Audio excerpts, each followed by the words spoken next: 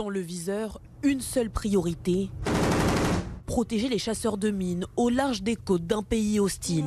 Sécurité maximale, la menace doit être neutralisée. À bord de la frégate, 150 marins sont mobilisés.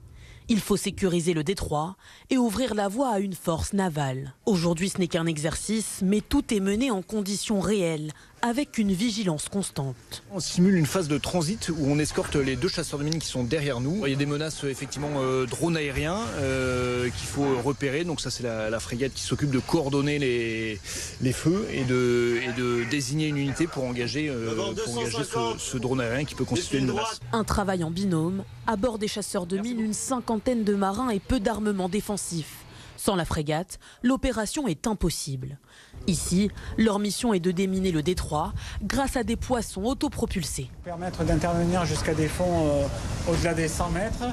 Il va pouvoir mener une opération d'identification dans un premier temps, mais également mettre en place une charge de neutralisation. Ça marche sur tout type de mine. Autre option, les plongeurs. 6 à bord, ils interviennent en binôme à intervalles réguliers. On va mettre des explosifs au contact ou la faire exploser par sympathie avec quelques mètres de distance. Ensuite, ça va venir, on va décider du lieu et du moment de déclenchement de cette mine. Mais grosso modo, en 10 à 15 minutes, on est capable d'effectuer la plupart des actions qui nous sont demandées. Les marins continuent à s'entraîner toute l'année pour être déployés sur des zones de conflit.